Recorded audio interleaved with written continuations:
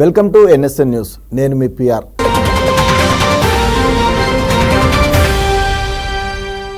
దివంగత వైఎస్ రాజశేఖర రెడ్డి జయంతి సందర్భంగా తెలంగాణ వ్యాప్తంగా నివాళులు అర్పించారు నేతలు.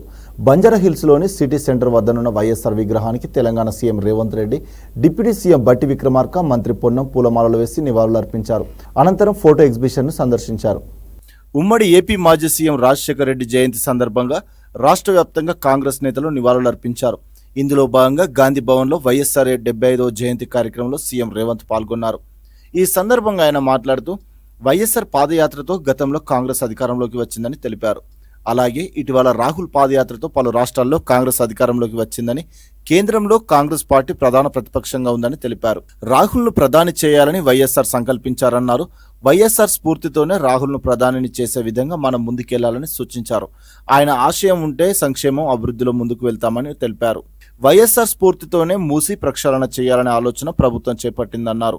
అలాగే రాష్ట్రంలో కాంగ్రెస్ గెలుపునకు కృషి చేసిన వారికి చైర్మన్ పదవులు ఇచ్చామని, ప్రతి కార్యకర్తకు గుర్తింపు ఉంటుందని సీఎం రేవంత్ వ్యాఖ్యానించారు.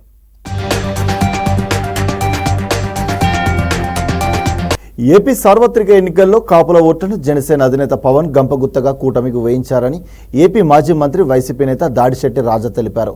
ఇప్పుడు కాపుల్ని బీసీలో చేర్చడం డిప్యూటీ సీఎం పవన్ బాధ్యత అని స్పష్టం చేశారు. ఉమ్మడి ఆంధ్రప్రదేశ్ దివంగత ముఖ్యమంత్రి వైఎస్ రాజశేఖర రెడ్డి 75వ జయంతి సందర్భంగా కాకినాడలోని తునిలో వైఎస్ఆర్ విగ్రహానికి దాడిశెట్టి రాజు పూలమాల వేసి నివాళులర్పించారు. ఈ సందర్భంగా దాడిశెట్టి రాజా మాట్లాడుతూ కాపుల్ని బీసీలో చేర్చడానికి కేంద్రం సానుకూలంగా ఉందని అన్నారు.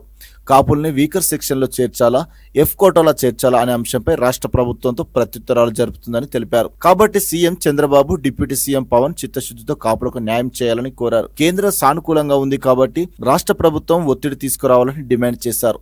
రిజర్వేషన్ కల్పిస్తే కాపులందరూ బాగుపడతారని వెల్లడించారు. లేదంటే కాపులకు కూటమి ప్రభుత్వం వెన్నుపోటు పొడిచినట్టేనని విమర్శించారు. ప్రతిపక్షంలో ఉండటానికి తమకేమీ ఇబ్బంది లేదని దాడిశెట్టి రాజా తెలిపారు. ప్రతిపక్షంలో ఉండటం తమకు కొత్త కాదని కూడా పేర్కొన్నారు. 2010 నుంచి 2019 వరకు వైసీపీ ప్రతిపక్షంలోనే ఉందని గుర్తు చేశారు.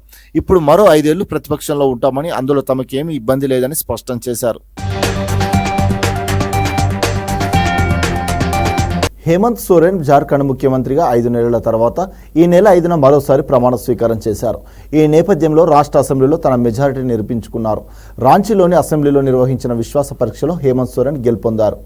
భూ కుంభకోణానికి సంబంధించిన కేసులో మనీ లాండరింగ్ ఆరోపణలతో ఈడీ జనవరి 31న హేమంత్ సోరెన్ అరెస్టు చేసిన విషయం తెలిసిందే. దీంతో ఆయన సీఎం పదవికి రాజీనామా చేశారు. 5 నెలల అనంతరం జూన్ 28న హేమంత్ సోరెన్ కు హైకోర్టు నుంచి బెయిల్ మంజూరు చేయడంతో బయటకు వచ్చారు. దీంతో ఈ నెల 3 జేఎంఎం నేతృత్వంలోని కూటమి ఎమ్మెల్యేలు సమావేశమై హేమంత్ను శాసనసభాపక్ష నేతగా ఏకీగ్రీవంగా ఎన్నుకున్నారు. దీంతో ఈ నెల 5న జార్ఖండ్ 13వ ముఖ్యమంత్రిగా ప్రమాణ స్వీకారం చేసి తిరిగి బాధ్యతలు చేపట్టారు.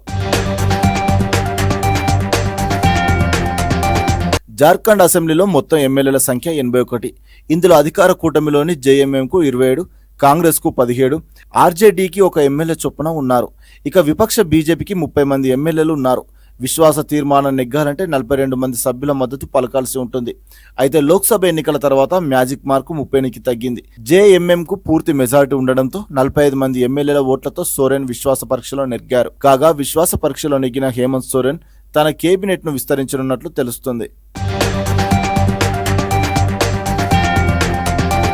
రాష్ట్రంలో రాబోయే 2 దశాబ్దాలు కాంగ్రెస్ పార్టీ ప్రజల సంక్షేమం కోసం పనిచేయడం కోసం వైఎస్ అభిమానులు, కాంగ్రెస్ శ్రేణులు అంతా ఏకం కావాల్సిన అవసరం ఉందని డిప్యూటీ సీఎం బట్టి విక్రమార్క అన్నారు.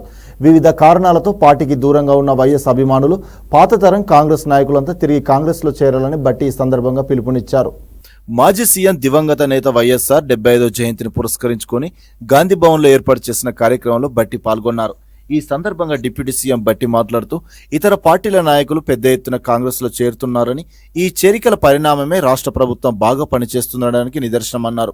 అనంతరం రైతులకు 2 లక్షల రుణమాఫీపై ఈ సందర్భంగా కీలక వ్యాఖ్యలు చేశారు. ఎట్టి పరిస్థితుల్లోనూ రుణమాఫీ చేసి తీరుతామన్నారు. ఆర్థికంగా ఇబ్బందులున్నా వెనుకడుగు వేయబోమని, ఆగస్టు 15 లోపు రుణమాఫీ చేస్తామని స్పష్టం చేశారు. ఎన్నికల సందర్భంగా ఇచ్చిన హామీలన్నింటినీ తమ ప్రభుత్వం అమలు చేస్తుందన్నారు. ఇవాళ తెలంగాణ అభివృద్ధిలో దూసుకుపోతుందంటే దానికి వైఎస్ఆర్ హయాంలో చేపట్టిన ఓఆర్ఆర్ ఇంటర్నేషనల్ ఎయిర్పోర్ట్, ఇతర మౌలిక సదుపాయాలే కారణం ఈ సందర్భంగా గుర్తు చేశారు. వైఎస్ దీర్ఘకాలిక పునాదుల వల్లనే ప్రపంచ దేశాలు హైదరాబాద్ వైపు చూస్తున్నాయన్నారు.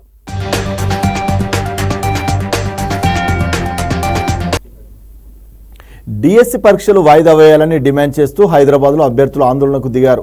రాష్ట్ర నిరుద్యోగ జేఏసీ అధ్యక్షుడు నీలా వెంకటేష్ ఆధ్వర్యంలో లకడీ కపుల్లోని పాఠశాల విద్యాశాఖ కమిషనర్ కార్యాలయం ముందు ధర్నా నిర్వహించారు. వెంటనే పరీక్షలు ఉండడంతో డిఎస్సి సన్నద్ధతకు సమయం సరిపోవడం లేదని అభ్యర్థులు వాపోయారు. అంతేగాక టెట్కి డిఎస్కి విభిన్నమైన సిలబస్ ఉండడం కారణంగా పూర్తి చేయలేకపోతున్నామని ఆవేదన వ్యక్తం చేశారు. వెంటనే ప్రభుత్వం స్పందించి డిఎస్సి వాయిదా వేయాలని విజ్ఞప్తి చేశారు. కాంగ్రెస్ ప్రభుత్వం అసెంబ్లీ ఎన్నికల్లో హామీ మేరకు పెన్షన్ 6,000 ఇవ్వాలని కోరుతూ దివ్యాంగులు చెలో కలెక్టరేట్కు పిలుపునిచ్చారు.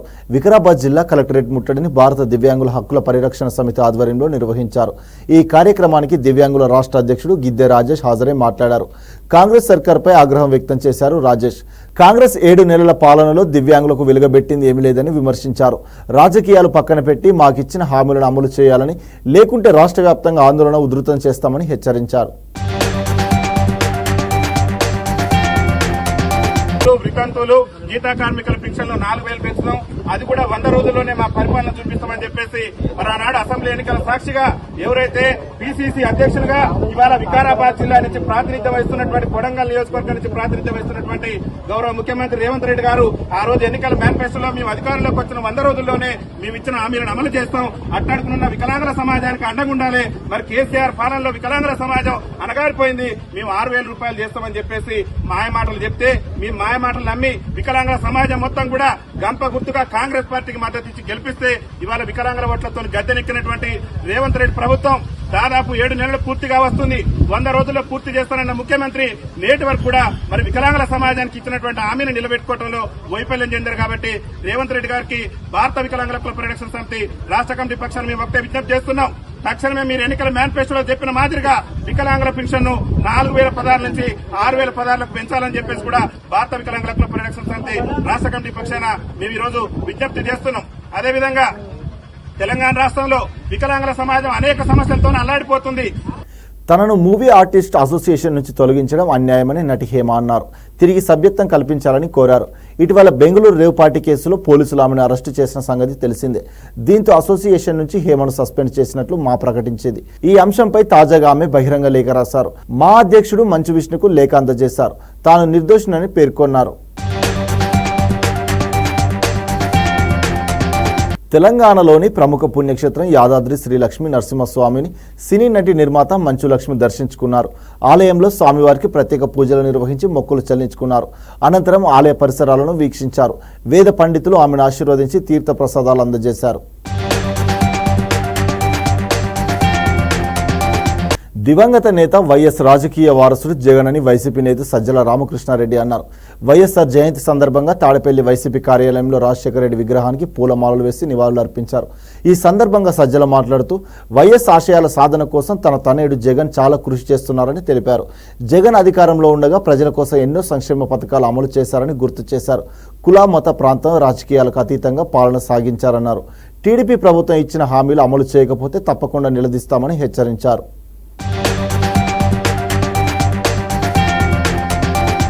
జోగులాంబ గద్వాల జిల్లా ఉండవల్లి మండలం పుల్లూరు గ్రామంలోని మహాత్మా జ్యోతిరావు పూలే గురుకుల పాఠశాల కళాశాల విద్యార్థులు నిత్యం సమస్యలతో కొట్టుమిట్టాడుతున్నారు. వందలాది మంది విద్యార్థులు ఉన్న పాఠశాలలో పలు సమస్యలతో ఇబ్బంది పడుతున్నారు. హాస్టల్లోని తినే ఆహారం కల్తీ అవుతుందని, అనారోగ్యానికి గురవుతున్నామని విద్యార్థులు చెబుతున్నారు. హాస్టల్ చుట్టుపక్కల పొలాలు ఉండడంతో పాములు వస్తున్నాయని విద్యార్థులు తెలుపుతున్నారు. తాగడానికి నీరు లేక సిబ్బందిని ప్రశ్నించగా బెదిరిస్తున్నారని వాపోయారు. ఇకనైనా జిల్లా అధికారులు, ప్రజాప్రతినిధులు స్పందించి సమస్యలను పరిష్కరించాలని కోరుతున్నారు విద్యార్థులు. మహిళా ఉద్యోగులకు నెలసరి సెలవులను తప్పనిసరి చేయాలంటూ దాఖలైన పిటిషన్ సుప్రీంకోర్టు కొట్టివేసింది. విధానపరమైన నిర్ణయాల్లో తాము జోక్యం చేసుకోలేమని తెలిపింది. ఈ సందర్భంగా సర్వోన్నత న్యాయస్థానం కీలక వ్యాఖ్యలు చేసింది. ప్రస్తుతం దేశంలో 2 రాష్ట్రాల మహిళలకు నెలసరి సెలవులు ఇస్తున్నాయని, మిగతా రాష్ట్రాల్లోనూ దీన్ని పాటించేలా ఆదేశాలు జారీ చేయాలని సుప్రీంకోర్టులో పిటిషన్ దాఖలైంది. దీనిపై భారత ప్రధాని న్యాయమూర్తి జస్టిస్ వైఎస్ చంద్రచూడ్ నేతృత్వంలోని ధర్మాసనం విచారణ జరిపింది. మహిళలకు నెలసరి సెలవులు ఇస్తే వారు మరింత ఎక్కువగా ఉద్యోగాలు చేసేందుకు ప్రోత్సహిస్తున్నట్లు అవుతుందని తెలిపింది. అయితే వీటిని తప్పనిసరి చేయాలని యజమానులను బలవంత పెడితే అది ప్రతికూల పరిస్థితులకు దారితీయొచ్చని, అలాగే మహిళలను ఉద్యోగాల్లో నియమించుకునే అవకాశాలు కూడా తగ్గొచ్చని, అది మేం కోరుకోవట్లేదని అభిప్రాయం పడింది. మహిళల ప్రయోజనాల కోసం కొన్నిసార్లు మనం చేసే ప్రయత్నాలు వారి భవిష్యత్తుకు అడ్డంగా మారొచ్చని ధర్మాసనం అభిప్రాయపడింది. తెలంగాణ సీఎం రేవంత్ రెడ్డి జిల్లాల పర్యటన చేయనున్నట్లు తెలుస్తోంది. తన సొంత జిల్లా మహబూబ్ నగర్ నుంచి జిల్లాల పర్యటన చేపట్టాలని సీఎం నిర్ణయించినట్లు సమాచారం.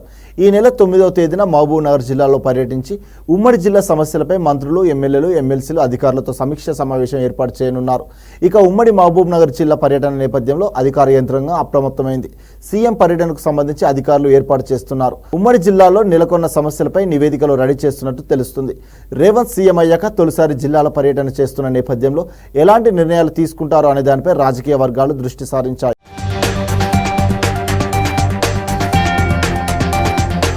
వైఎస్ రాజశేఖర రెడ్డి 75వ జయంతిని రాష్ట్ర వ్యాప్తంగా కాంగ్రెస్ శ్రేణులు ఘనంగా నిర్వహించారు. ప్రజాభవన్లో మంత్రి సీతక్క వైఎస్ఆర్ చిత్రపటానికి పూలమాల వేసి నివాళులర్పించారు. తెలుగు రాష్ట్రాల ప్రజలకు వైఎస్ఆర్ ఎనలేని కృషి చేశారని గుర్తు చేసుకున్నారు. ఆయన సేవలను గుర్తు చేసుకున్నారు.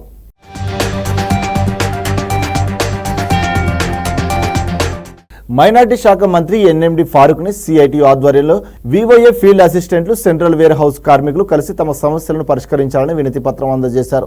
ఈ సందర్భంగా మంత్రి వారితో మాట్లాడుతూ సమస్యలను సీఎం చంద్రబాబు దృష్టికి తీసుకువెళ్లి త్వరితగతిన పరిష్కరించేలా చర్యలు తీసుకుంటామని హామీ ఇచ్చారు.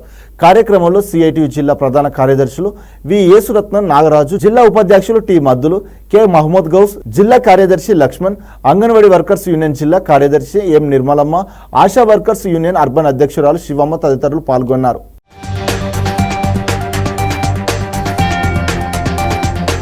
ఏపీ ప్రభుత్వం పాత ఇసుక విధానం రద్దు చేస్తూ ఉత్తర్వులు జారీ చేసింది. 2019-2021 ఇసుక విధానాలు రద్దు చేస్తూ ఉత్తర్వులు ఇచ్చింది. కలెక్టర్లకు ఇచ్చిన అంతర్గత మార్గదర్శకాలు అమల్లో ఉంటాయని పేర్కొంది. 2024 ఇసుక విధానం రూపకల్పన వరకు ఇసుక సరఫరాకు మార్గదర్శకాలు జారీ చేసింది. ఏపీ రాష్ట్ర వ్యాప్తంగా ఉచిత ఇసుక విధానం అమలు చేస్తున్నట్లు ఏపీ ప్రభుత్వం ఇప్పటికే ప్రకటించిన విషయం తెలిసిందే. సోమవారం కొన్ని జిల్లాల్లో స్టాక్ పాయింట్ల వద్ద ఉచిత ఇసుక సరఫరాను మంత్రులు మొదలుపెట్టారు. ప్రస్తుతం వేర్వేరు స్టాక్ పాయింట్ల వద్ద 49 లక్షల మెట్రిక్ టన్నుల ఇసుక నిల్వలున్నాయి. స్టాక్ పాయింట్ల నుంచి ఉచిత ఇసుక సరఫరాపై అధికారికంగా ఉత్తర్వులు విడుదల కాలేదు. త్వరలో ఉత్తర్వులు జారీ చేయనున్నట్లు ప్రభుత్వ వర్గాలు చెబుతున్నాయి.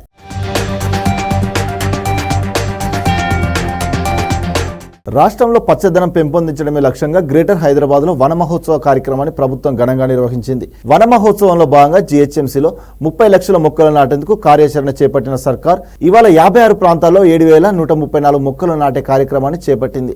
జీహెచ్ఎంసీ పరిధిలో వన మహోత్సవం ప్రారంభించిన మంత్రి పొన్నం ప్రభాకర్ రామంతపూర్ పాలిటెక్నిక్ కళాశాల మైదానంలో మొక్కలు నాటారు. మొక్కలు నాటడమే కాదు, ఆ బాధ్యతను కూడా ప్రజలే తీసుకోవాలని మంత్రి సూచించారు. ప్రజలందరూ వారి కుటుంబ సభ్యుల పేరుతో మొక్కలు నాటే కార్యక్రమంలో పాల్గొనాలని కోరారు. కార్యక్రమంలో GHMC commissioner Amrapali, mayor Vijayalakshmi సహా పలువురు ఉన్నతాధికారులు పాల్గొన్నారు. రోజు మొక్కకు నీళ్లు పోయడం ద్వారా కూడా పుణ్యం పురుషార్థం అన్నట్టుగా మానసిక సంతోషంతో పాటుగా సమాజానికి రాబోయే తరం మనను క్షమించకుండా ఉండేటువంటి విధంగా, అంటే ఒకవేళ మనం ఇదే విధంగా పొల్యూషన్ ఇంప్రూవ్మెంట్ చేసినట్టయితే వచ్చే తరం మనను క్షమించేటువంటి పరిస్థితి ఉండదు.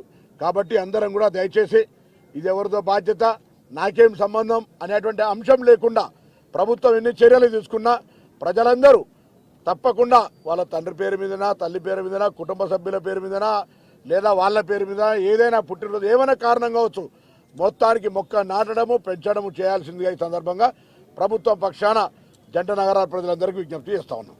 భవిష్యత్తులో మనం ఎవరైనా విమర్శించకుండా వాళ్ళు తప్పు చేసినారు ఆ జనరేషన్ అనకుండా ఉండాలని అనుకునే వాళ్ళందరూ ఈ జనరేషన్ వాళ్ళు మొక్కలు నాటాలి. షో చేసే అవసరం లేదు. ఇది షోపుట ప్రోగ్రాం కాదు.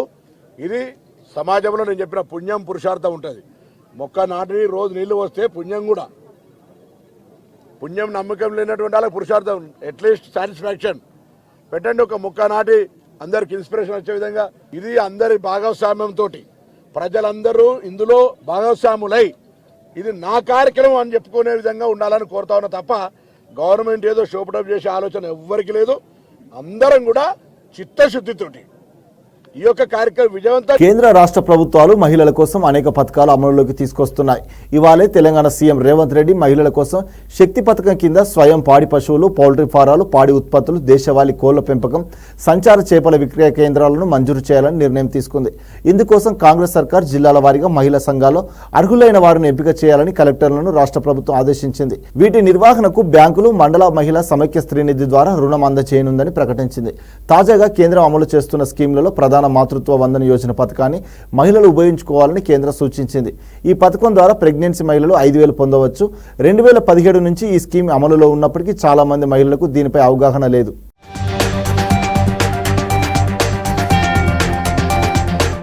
ఇంతటితో ఈ వార్తలు సమాప్తం. మరిన్ని వార్తలతో మళ్ళీ కలుద్దాం. అంతవరకు చూస్తూనే ఉండండి మన NSN న్యూస్.